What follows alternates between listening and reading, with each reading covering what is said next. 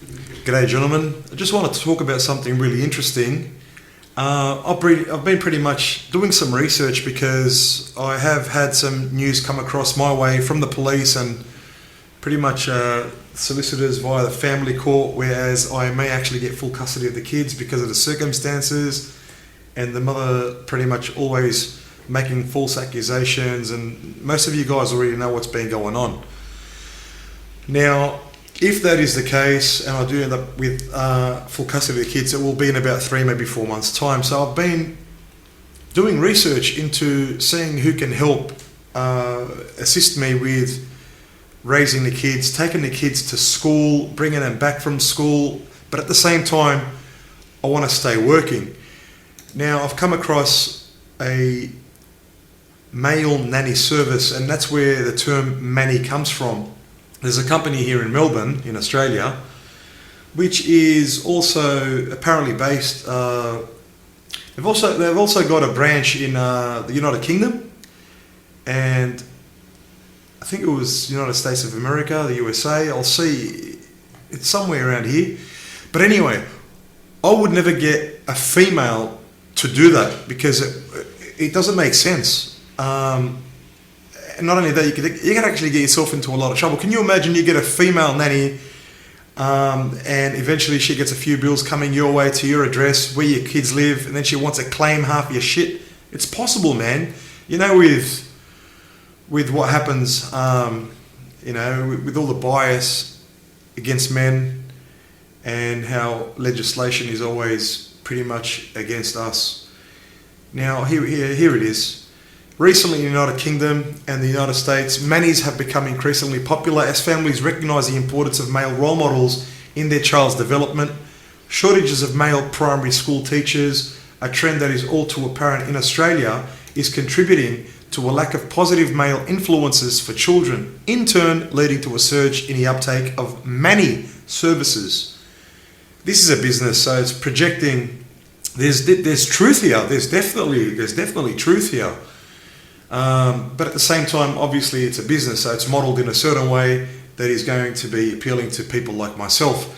Now, for me, for example, I would obviously get someone that I trust. These people here provide a criminal check and the rest of it, so it's pretty cool. It's a good service. I don't know who is behind this service. Obviously, it's a business that's going to profit, and they have to profit, obviously, to keep their machine lubricated and moving forward.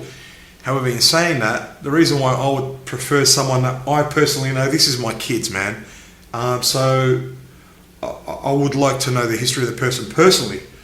And someone that I can trust, I would get them to actually live in my house. So they wouldn't be paying rent. The rent will be on me. I've got 3 bedrooms. My children are still very young. They're 6 and 7 years old. I've got my own bedroom. When they grow up, obviously, I will give them their own separate bedrooms. But the person, this Manny, will have the 3rd bedroom, and rent will be on me. I will actually purchase a vehicle. I will purchase a car. The registration will be on myself. All this person has to do pretty much some basic roles: take the kids to school and bring them back from school. And that is it. Now, for me, I need to stay working. I wake up at 5 o'clock in the morning. I love my job, and I finish at 3. And I'm usually probably about half an hour to an hour's drive away from home. So I can't pick up the kids because in Australia, our schools finish at around 3 o'clock. That's when the kids are going home. Parents are picking them up from school. There are certain things that would make me have a strong preference into getting a Manny. There are many things that would give me this preference. It's interesting here. Since the year 2000, the percentage of full-time male primary school teachers in Australia has dropped from 30% to under 20% today. These decreasing numbers result in children that lack regular contact with adult males in the most important stage of their development. Well, yeah. But at the same time, what I would say here is that these males that were teachers have been bullied out of school. They have. I've seen it happen before my eyes. There's a lot of men that say to themselves, man, I don't want to be a part of I don't want to be emasculated. I don't want to be around all these bullies, and we've seen it all. We used to think that females were tender, loving, innocent, and, you know, nice creatures, and it turned out to be the opposite. It turned out that men are the emotional, loving and caring creatures, and we can nurture as well.